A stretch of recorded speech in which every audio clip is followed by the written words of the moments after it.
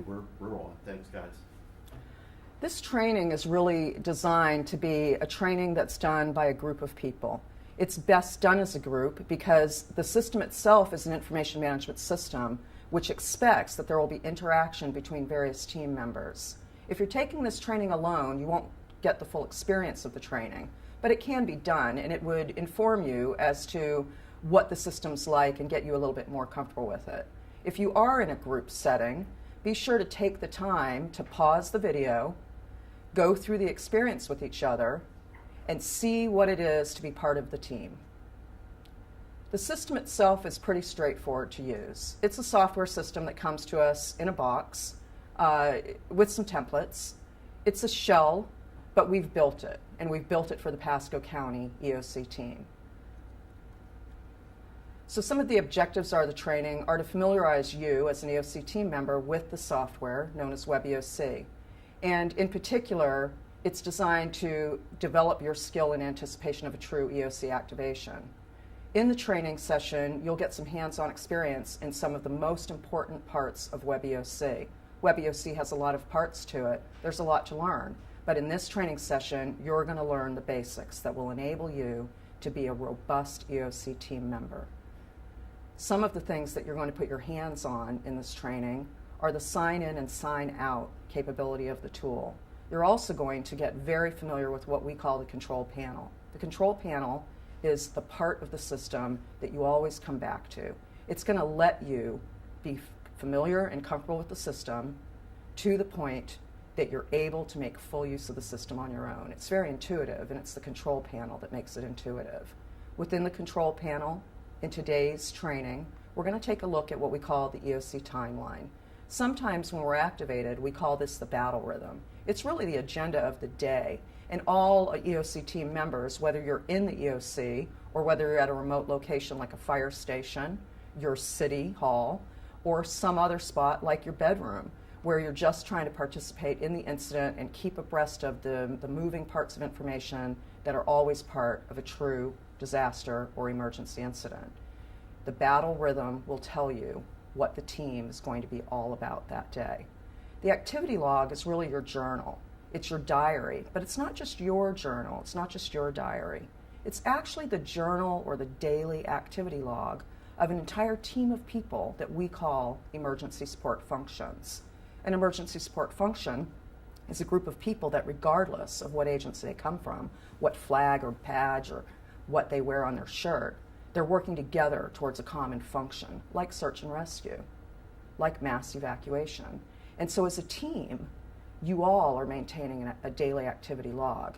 Each of you can make individual entries, and they add up, they aggregate. And for things like shift change, the activity log is a great briefing tool. It enables communication through time within a functional group. Within the activity log, there's a really unique function. It's called the significant events log or the significant events board.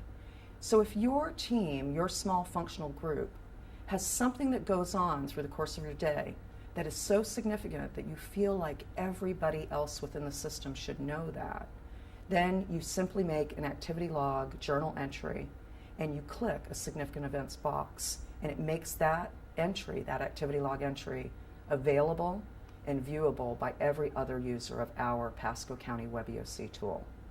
Another hands-on tool or capability of the system that you'll get familiar with today in the training is assigning tasks to members of the team, whether that's your small team, whether that's the entire team that's serving Pasco County's incident, or whether or not you need to order resources from outside. So you'll get familiar with that. You'll know how to get what you need to get the job done in service to the incident that you're trying to help manage. Finally, in order for you to become situationally aware at any point in time during the life of an incident, we prepare and publish certain documents. We want you to know that this system is really a pull system. It requires you to take some time, some of the downtime, which is hard to find when you're busy managing a disaster, but some of the downtime that you do find yourself having, go into the published reports portion of WebEOC and pull some of the published reports. A few of the published report types are situation reports, press releases, incident action plans, which are the plan of the day, or what we call flash reports. Those are the heads-up reports that tell us, hey, something's changed out there. By pulling those published reports, you're going to be able to maintain situational awareness. It's an important thing. It's an important part of being a member of the EOC team. Finally, we're going to give you just a little bit of information in today's training about those special parts of WebEOC that we call the boards. Boards are really just like a web page. They're full of information, but each board is unique in what information it's providing. So we have boards that, for example, will show you the status of shelters. Other boards will show you the status of roads. Are they closed? Are they open? Are they under repair? And there's a number of boards that are already developed, and more get developed as time goes on. So we'll take a look at the boards. Why use WebEOC when we're trying to manage a disaster? That's really the question that we hear a lot in emergency management. Why do we have to use this tool? Why can't we just talk to each other? Well, absolutely, as an EOC team member, even if you're a field responder, you're an EOC team member, you are at liberty, and we encourage, and you should, be just talking to each other. Pick up the phone, shoot a text message, get up out of your seat, or stride across a field and talk to someone else that you're engaged with or need to be engaged with in helping to manage the disaster. But what WebEOC does for us is it formalizes and captures what we've done in the incident. It gives you the tool to make sure that the things that you need, the things that you need to tell people, and the things that you need to hear from other people are available to you and moving through the room that we call the EOC or through the incident to wherever the people who are working the incident are. So WebEOC is web-based. If you can get online, you can become a WebEOC user. It can be accessed from anywhere. It can be accessed on your mobile devices like your iPad, your phone, your tablet. It can be accessed from your home computer. It can be accessed whether it's a Macintosh device or an IBM device. And so it's a good tool. It's easy to get to. If we lose the internet, the people who are in the system already maintain connectivity. If you're in the EOC, we're well supported in keeping the system up and running. WebEOC organizes and centralizes all information that's related to the incident. It creates a historical archive after we're done using it. That's important. Sometimes we have to go back and look at what did we do? Who did what, where, when? That's important for us to look back at to see what did we do really well? Let's make sure we do that again. It's also important that we look back and say, where did it go wrong? Why did we do that?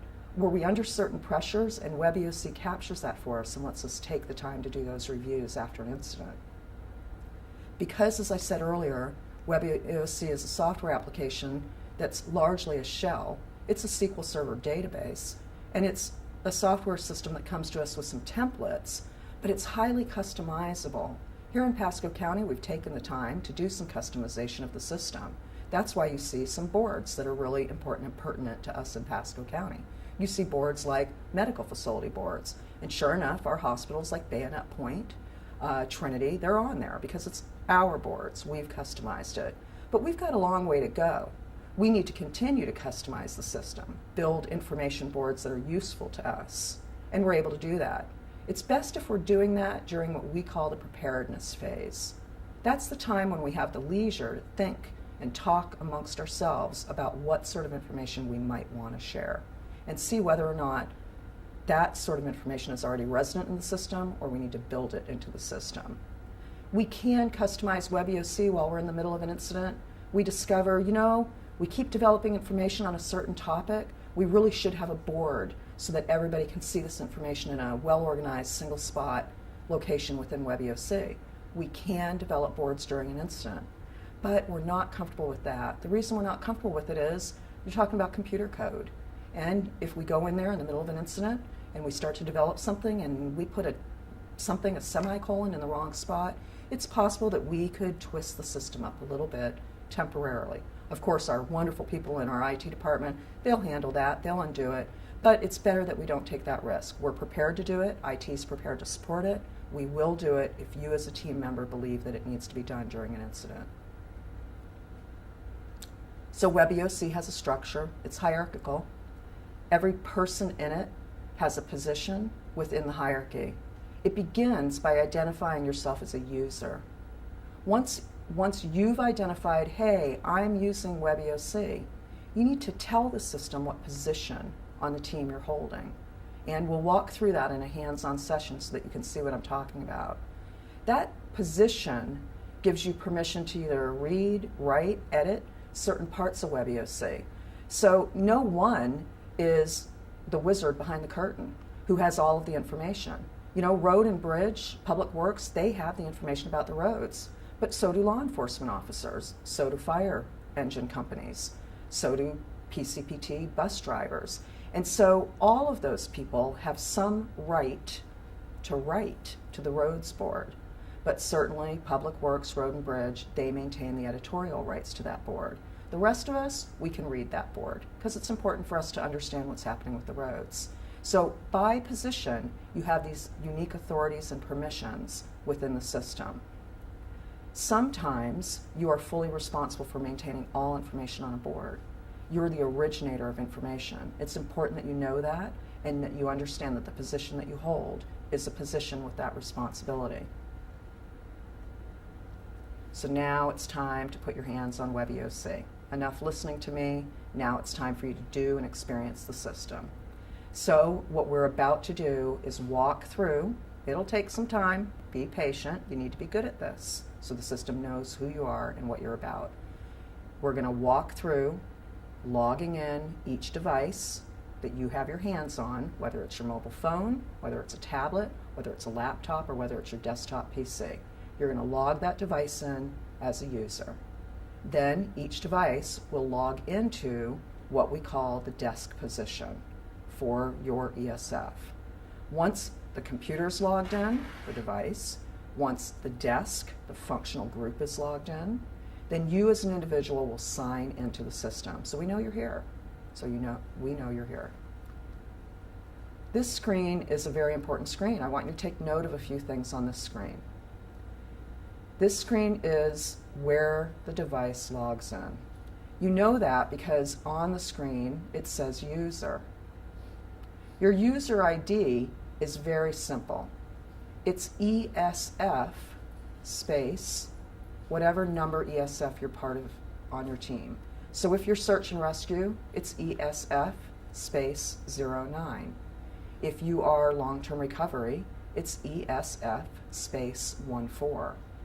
But if you don't belong to an ESF, instead you belong to something like the policy group, or you're a member of the PIO team, or you're working in the Resident Information Center, you don't put ESF in front of it. You simply put policy group, RIC, PIO. If you need help with this, if you need help with understanding who you are, what part of the team you serve, give the office a call. You know, it's 727-847-8137. Bunch of friendly folk over there in emergency management. You call right in the middle of your training, Monday through Friday, 8 to 5. They're going to answer the phone and they're going to help you figure out where you are, what position you hold while you're taking this training. So we're logging in your device. You're identifying the device as belonging to one of the functional teams. The password, we kept it simple. This is universal, 123-456-78. When you're taking the training, assuming that you're taking the training from one of the emergency management computers, you have the option of simply launching WebEOC by clicking on an icon that's on the desktop. But if you're trying to take this training from a remote location, from your office, from your home, from a library, in fact, you need the URL, don't you? So the URL should be pretty easy to remember. You know, we all use pascocountyfl.net for our email address and to get all the information that we need as county employees, at least. If you're a city representative or a non-governmental representative, you probably know pascocountyfl.net. We've kept WebEOC's URL simple. It is webeoc.pascocountyfl.net. It is a secure website, so if you're prefacing it with the HTTP, be sure to add the S // Once you're in the system, whether you clicked on an icon on one of our computers or you went to the URL and you navigated to the location, this is the screen you'll see.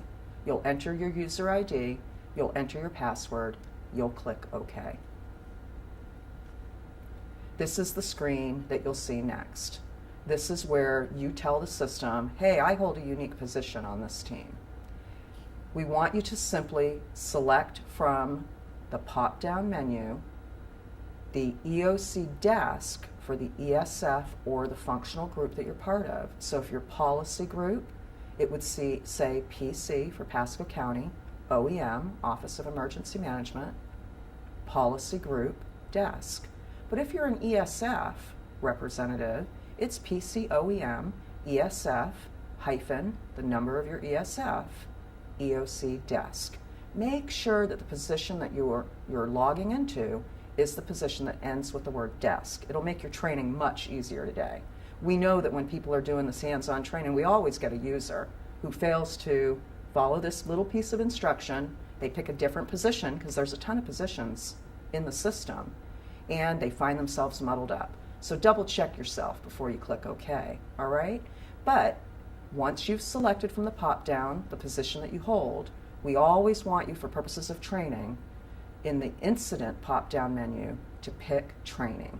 You'll see that there's other options like new event, like July 2015 aerial flooding, like Tropical Storm Debbie. You'll see other events or incidents in there. Make sure you pick training. So once you've got that desk position, once you've picked training, it's time to say OK.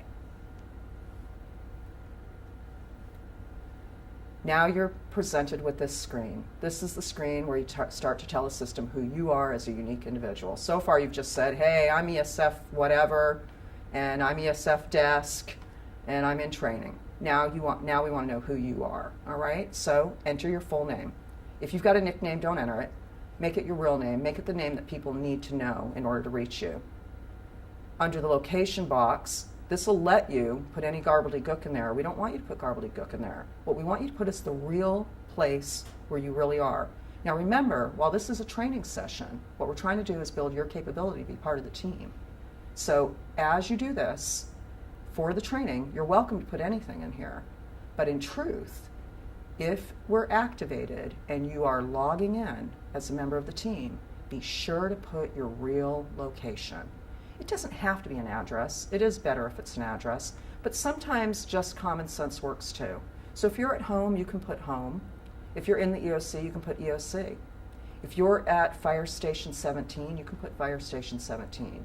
It's better if you give us an address, but you can be a little more casual if you need to. It's not super important at this point. We want your real phone number. How can we really reach you? You know, I've got a home phone. I never answer it, even when I'm home. In fact, if you want to reach me at home, you should call my cell phone number. So if you want, during an incident, to really be reached, make sure this phone number is a phone number where you can really be reached. Finally, what's an email that you're going to be looking at, you're going to be accessing while you're part of the team, while you're part of the incident? Give us that email. We've got this advantage on the screen of having a comments box. This is just a big note box, and you're at liberty to put any note in there that you want. Here's some examples of how you can use the comments box.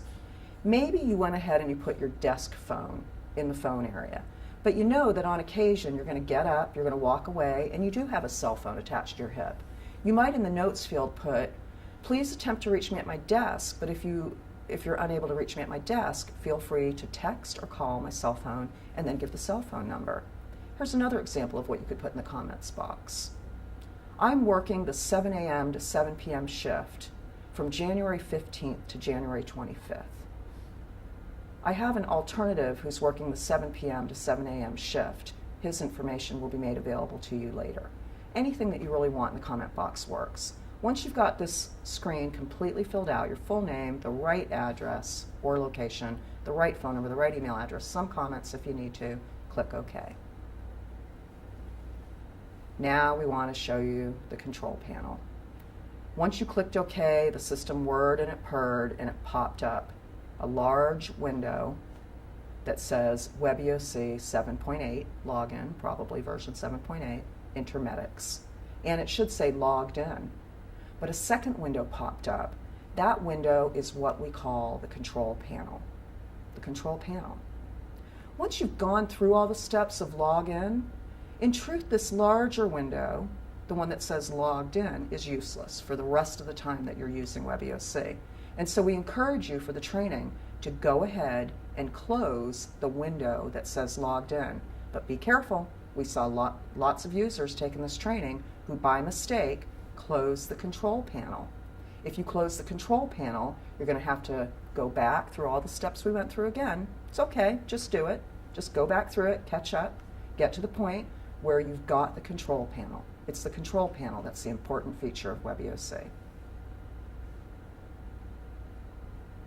From the control panel, you're able to select at the very, very top a hyperlink. That's everything that's on the control panel is really a hyperlink. You're able to select a hyperlink that brings you to like a new web page, but it's a board really, and it's the sign in, sign out EOC roster board. Let's click that now and move to the next screen. Once you've clicked that, this is what you should see. It's the EOC staffing board. We want you to click sign in. Now your screen might look slightly different than this because depending on the size of the window that you're working with, sometimes these options, these buttons, they stack up vertical or they get a little messy. Just look for the one that says sign in. Click sign in. Go ahead and fill out the information that you need to fill out and make sure that everything about you is correct. Hey, we need to cut right there, JJ. I need to see it because this is, once they click there, they get this, but now I'm not looking at the sign in, right, which is that. So we just need to redo that a little bit, Mike, okay? That's fine. So it's really that I need to go to the next one to show them how to do the sign in. All I'm doing on this screen is showing them the EOC staffing board. It's the check the information to make sure it's correct is garbage on this, JJ, on this training. Can you edit it real quick? Just the fourth bullet, I think fifth bullet says check the information is shown to make sure it's correct.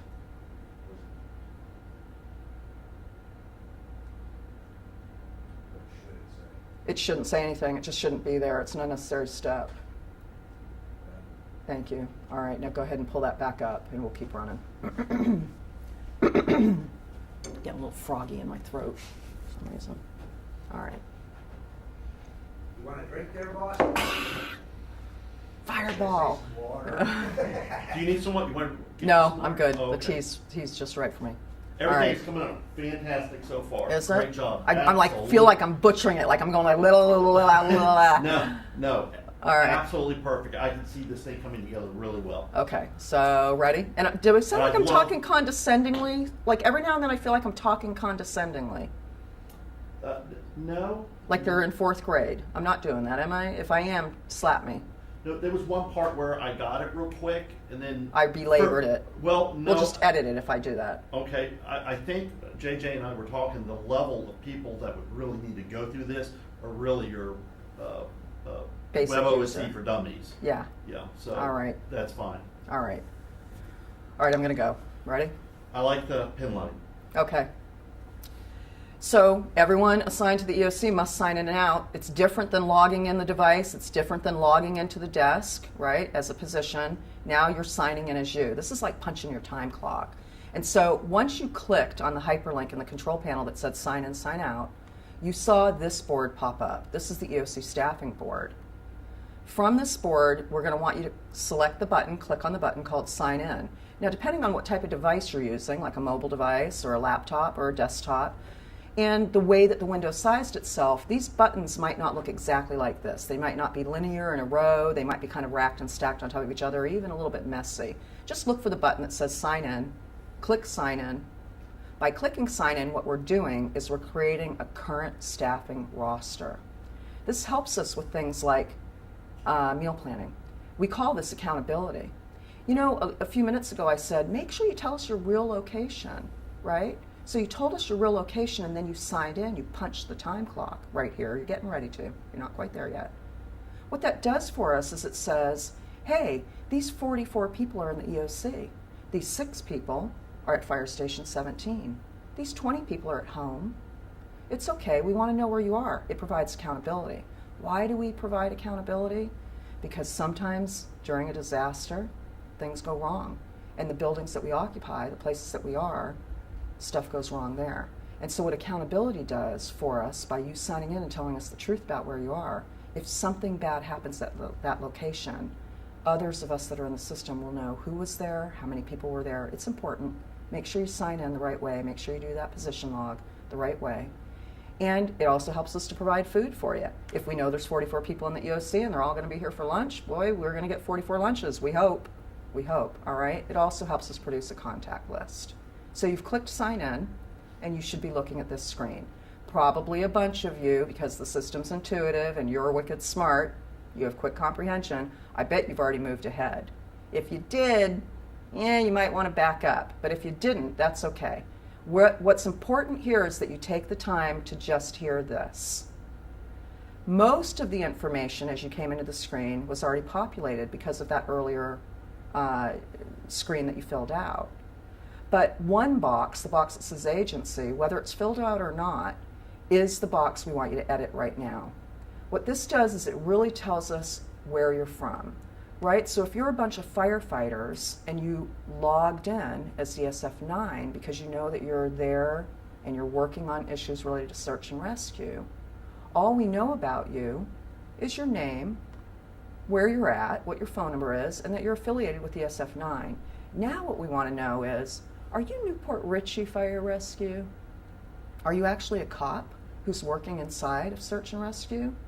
Are you some mutual aid responder that came to us from Hernando County or Tampa or maybe Leon County or the Keys? If so, we want to know where you came from. So what's your agency ID? Or lacking an agency ID, what position do you think you're holding in the team? Okay, maybe you're the team leader. That's okay to put that there. You can even combine in this box, because it's a text box, things like Miami-Dade team leader. It's okay. We just want to know who you are uniquely. But there's something else really nice about this screen. You know all those steps that we just labored through, right? Logging in the device, logging in the desk position, all the rigmarole? Well, you know what? Once one of you's done this, one of you from your functional group has done this, the rest of you only have to start here. You don't have to go through that. If you're sharing a device, that makes it even easier. This entire screen is very editable. We want you to take a minute now to prove what I said is true to yourself. So go ahead and put your cursor right after the last name. Go ahead and backspace over it. Notice that it's editable. So your teammate comes in right behind you. You've gone through the whole setup of getting the device into the system, getting the desk position into the system, getting yourself into this position, and now your teammate wants to get into the system too. Just scoot over. Put the cursor there. Let them backspace. Let them type their name. Let them type their information. Make sure that you don't edit to the EOC position because everybody's signing into the desk position. Notice there's a date and time stamp, so when you signed in, it captured it. Now when your teammate's signing in, it's going to capture that it's a little while later. It's all good. When you're done signing in, when you're done filling out the agency box, hit save. Listen, you may have now done this twice because I told you it's editable. That's okay. What you'll see on this screen, the EOC staffing screen, is yourself twice. You're in the system twice now. In order to make the rest of the training clean, we want you to sign one of those people out. So if you've done a duplicate, go ahead and click on one of them and hit the sign out button. But if you didn't do that, bravo, we're ready to move ahead. Ready? Once everybody's in, we're moving ahead with the training. You're in. Yay, you're in. So now you want to use the tool the way it's meant to be used. We're going to go back to the control panel. This is the key. Everything comes from the control panel. We're going to get you familiar with what's available to you in WebEOC through the control panel. In this section, we're also going to talk to you a little bit about that thing we call the battle rhythm. It's the agenda for the day. It's also known as the EOC timeline. So here's the control panel. Not everybody's control panel looks exactly the same. Remember earlier I said some people can read, some people can write, some people can edit. That means different people have access to different parts of WebEOC. But in general, this is what everybody's control panel looks like. I'm just going to walk you through real quick on the screen some of the sections of WebEOC that are available. Today we're not looking at every section, but I want you to see what is inside of WebEOC right now. Now this is December of 2015. So if you're taking this training at some later time, what's available to you in WebEOC might be different, might be more, might be better. I hope so. So within the control panel at this point in time, what we have is a variety of boards. Right at the top, we've got the sign in and out board. We've got the manager activity log and post significant events boards. And we've got a hyperlink to the EOC timeline or the battle rhythm. We also have a variety of boards that are shared amongst the different counties that make up Tampa Bay. These are boards that we know in a big incident, like a big hurricane, that we would want to be talking to each other across the Tampa Bay region. And those boards include a resource request board, a task assignment board. It includes something called the Essential Elements of Information, or what we call the EEI. That's a report that we have to make to the state once a day. It's really probably not relevant to most of you, but it's there, and you can always look at it, see what's being talked about between us and the state. And then there's a shelter board that's unique to the entire Tampa Bay region and is also unique to us here in Pasco County. We don't get into that so much today. Give the office a call if you're more interested in understanding how that works. But we want to see the shelters across the Tampa Bay region and the shelters in our area. Under the menus section of the control panel, you got a variety of things. There's some forms that are in there that are useful to us during an incident. They're Incident Command System FEMA forms. There's a whole bunch of hyperlinks that the EM team thought might be valuable to you while you're a WebEOC user inside of an incident. They're hyperlinks to things like the National Hurricane Center, to the National Weather Service, just things that might be of use to you while you're working. You're always at liberty as an EOC team member to suggest in the preparedness phase to members of the EOC team, or I'm sorry, actually really to the emergency management team, that you'd like to see some hyperlinks to certain websites that you rely on embedded in WebEOC. We'll add them and they'll show up right here under links. Published reports, I talked about those earlier. It's going to be part of today's training. That's where we house documents that are created all day long, every day during the life of an incident that are really good sources of information, good sources of intelligence, good sources for you to maintain situational awareness. And then there's a variety of boards. Some of them are boards that we have gone through fusion throughout the Region 4, Tampa Bay region. They're joined together, lets you look at the big picture of things. And some of them are our boards, our Pasco County boards. You see that under Status Boards, View All. If you click that, you open it up, you'll see there's a variety of boards. If in the training right now you guys want to spend a few minutes just rolling through, clicking, coming back, clicking, coming back, that's okay. As you open up new windows, feel free to close them. They don't go away. They do go away when you click the X to make them go away, but they never really go away because a screen or a board that you made go away that you looked at earlier is always here in the control panel. You can come right back to it, reopen whatever part of WebEOC you wanted to look at. So take a few minutes, click through if you want. Otherwise, just chill out while everybody else does that. There's more to WebEOC through the control panel. There's some tools, some of which are only available to the administrators of the system. The administrators are either emergency managers or they're IT professionals here in Pasco. There's the capability to have a nice contact list in there. There's a capability to do some internal within the WebEOC team, some internal email messaging. There's a file library. You can think of that like a network drive, and it houses any documents that you might need to work with. If you're an EOC team member, this is another place that we encourage you during the preparedness phase to get with the emergency management staff. If you have standard operating procedures, checklists, diagrams, any kind of a document that you think you might need as a tool to support you while you're helping to manage an incident, let's get them into these folders in case we lose network connectivity elsewhere. We've got that information here. The file library is organized by functional group. As I said, it's just like a network drive. If you are ESF4, which is firefighting, you've got your own folder. We can put all your stuff in the folder, and you're the one who has read and write access to that folder. It's a good part of WebEOC. We don't get into it anymore in today's training now. MapTac is a nice little mapping application, kind of like a Google Earth thing, where we can tack things to it and say this is what the universe is shaping up to and looking like inside of this incident. We don't get into that today either. And then there's this part that's all about where we can house reports. So Public Works has done a great job in the seasons leading up to 2015 in recognizing that periodically they'll need to produce a report on the status of roads. And so they, in the preparedness phase, have worked with the emergency management team and with IT. They've developed that unique report. you too can have unique reports pre-formatted for your reading and writing and giving away pleasure by working with the team, and those will show up here under links. So that's the control panel. It's the master tool of WebEOC. Anything you want to open, you open from here.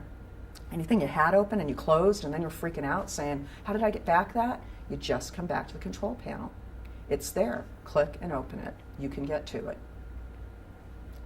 So we want to look at the timeline. Go up to the control panel now, hands on, and click on EOC Timeline New. That will launch this screen. This is the battle rhythm, the EOC timeline. As I said earlier, it's the agenda of the day. That board is managed by the functional group known as ESF5. ESF5 supports the rest of the team by managing information flow within the team and by helping the team come up with the plans of action. So they're the information and planning function. And so this battle rhythm, the agenda of the day, the information that tells you what the day is going to look like, it's maintained by ESF5. You know, they say these are the things we think will have happen. For example, we know that during an incident, every day at 11:15, there's going to be a statewide conference call with all emergency managers who need to tune in with something that's going on. We have wildfires affecting many counties. Those counties in the State Division of Emergency Management, at 11:15, they're going to get together on a conference call and talk. We've got floods happening in multiple counties, same thing.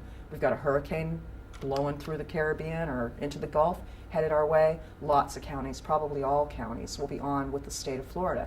That happens at 11:15 every day when there's multiple counties affected. So that's always going to be on the battle rhythm. ESF5 is going to keep it there. They're going to keep it there. Lunch, dinner, breakfast, always going to be there. ESF5 is going to make sure that that's there. But as an EOC team member, this is your agenda of the day too.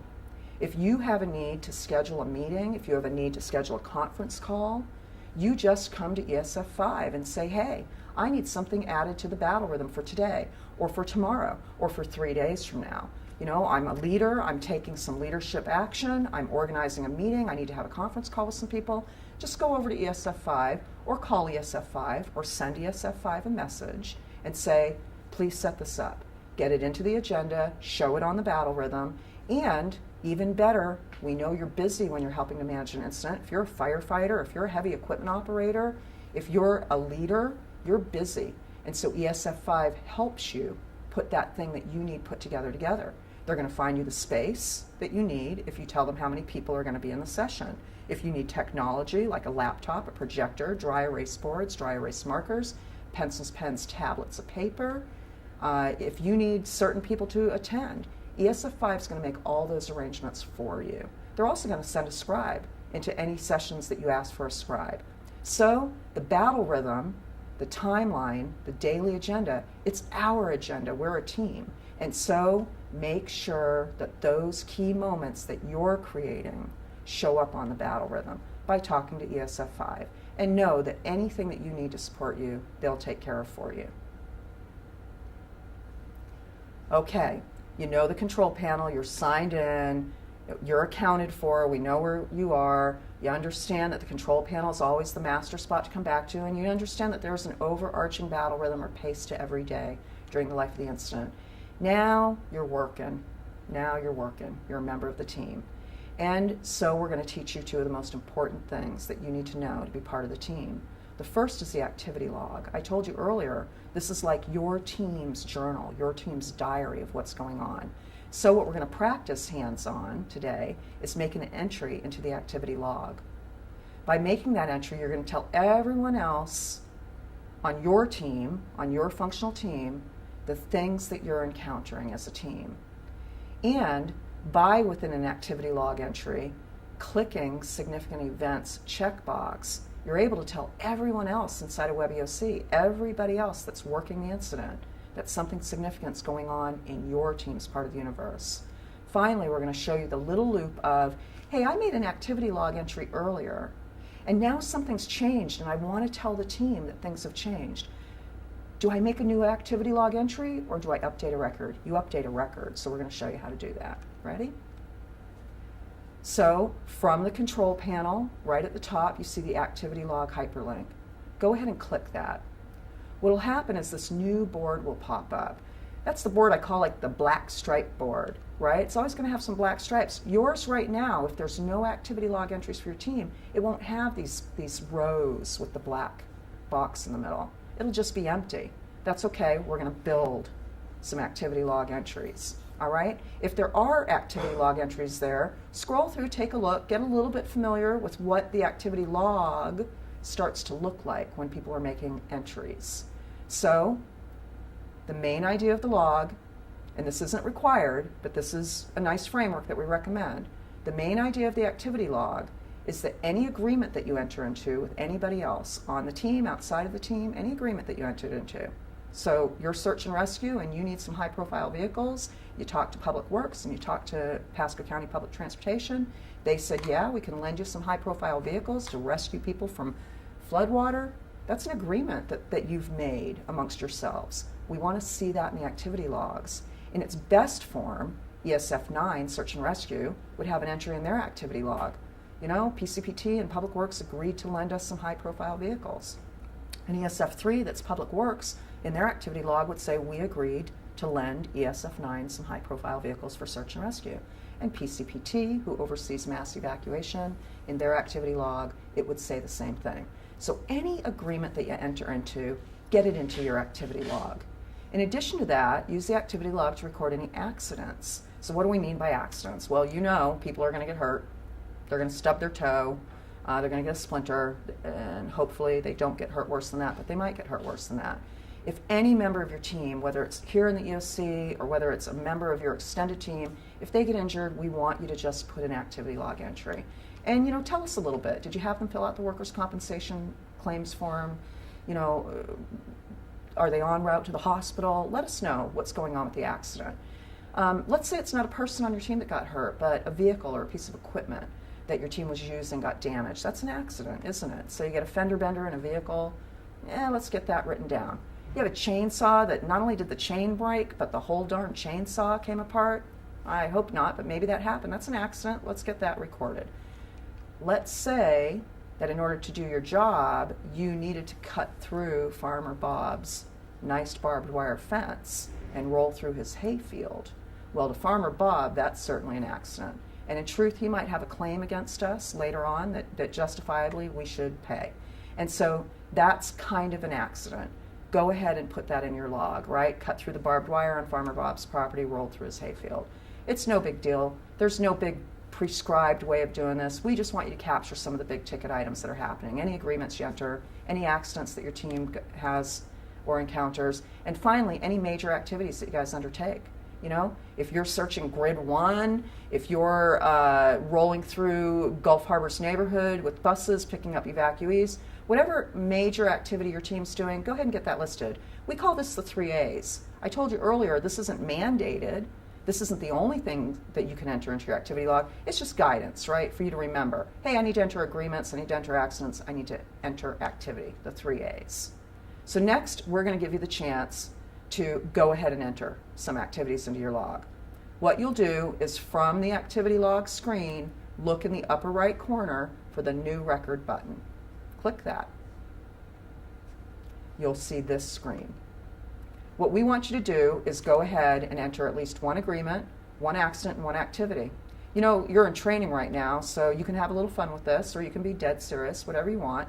But you'll see that other people that are taking the training with you, they're going to start seeing your entries. We've had some training classes where people just got quite comical. Or they were kind of serious, but it ends up being comical. They're talking about, you know, animal services, sound of a dog barking in a storm drain, working with Public Works and stormwater management to get the dog out of the drain, and they discover that the reason the dog's barking is he's got an alligator attached to his tail. And, you know, you can turn this into anything you want. Have fun with it. Or be serious with it, either way. But go ahead and enter something into the screen. When you're doing your entry, we want you to notice that you'll get to the point mid-screen where it says event type. Make sure that this is still at the default, which is log entry. Under priority, the pop-down menu defaults to the no action entry priority type. For the purposes of this training, leave those two defaults, log entry or no action information only. All right? go ahead and fill it out. Do this 3 times, an activity, an agreement, an accident. On at least one of your activity log entries, make sure that down here you go ahead and click for just one of them, post to significant events. Each time that you make an activity log entry, whether you're clicking the post to significant events box or not, you'll come to the bottom of the screen and you'll hit save. This will write it onto the next screen. And so a bunch of you hopefully a bunch of you, just put some entries into the activity log. If there's more than one of you that are part of the same team today, you're going to see their entries and your entries. You'll be able to see who's made the entry by looking in this portion of the activity log. You'll also see in the actual entry itself, in the black area, who made the entry and at what date and time. So this is what allows multiple of us to work inside of the same activity log. It's date time stamping it by the second, and you see it rack and stack, and you can see each other's stuff. Now, if you're working alone in today's training, you're only going to see your own activity log entries. One of the things that I want you to see is that for the one activity log where we clicked significant event, it turned that entry bright green. It says County Significant Event Posted. What this allows your functional group to do is come in on a new shift where it's the 17th day of the incident. A lot of people have rolled through working for your team. They've all made their activity log entries. You're the new guy showing up on day 17, and you just want to get caught up. You know, you could read those lots and lots of entries in your team's activity log, or you probably don't have the time. You could fast paste it. You can scroll through the activity log and let your eye get caught by the green. The green is the things you should read. Those are the things that some member of your team thought were really critical, significant events at the moment they were creating the activity log entry. So go ahead and do that. Now what we want you to do is see how easy it is to update any one of these entries. All right? So from this screen, hands-on, we're gonna do an update. So select either one of the log entries that you've made, or you're welcome to select one of the activity log entries that one of your team members made, and in the bottom right corner of that screen for that activity log entry, click Update Record. Here it comes again. You're gonna see that some information's already filled out, but in truth, the details box should be blank. This gives you the opportunity to go ahead and write your update to that activity, all right? Details box should be blank. Go ahead and type in some updates. If it was a significant event, posted earlier as a significant event, you'll see that it's still checked and you can't uncheck it. That's because if someone made an entry at a moment in time and they thought everybody in the world, in the Web EOC world, needed to see this, then certainly an update to that significant event needs to be told to everybody in the world. So you can't change it. Once it's been designated a significant event, it's always a significant event, and any updates are updates to the significant event. But if yours, the one that you selected to update, is not a significant event, it was not a significant event in the first entry, you'll see that this box is available to you. It's not checked. And when you make the update, if you feel that now it's a significant event, you're welcome to check the box and it'll turn this log entry into a significant event. If it wasn't a significant event to begin with, you're simply updating something that wasn't significant. It's still not significant. You'll just fill out the detailed box with any details that update the record, and when you're done, in all cases, click Save. Now, what you should see is that your activity log's changed a little bit. The thing to take note of, it's not necessarily shown here on the screen, but the thing to take note of is that your entry, or the original entry, will be shown in the black box, and the update will be shown. And the name of the person that made the original entry, and the date and time that they made it, and the position that they held, it'll all be recorded for their part of the entry.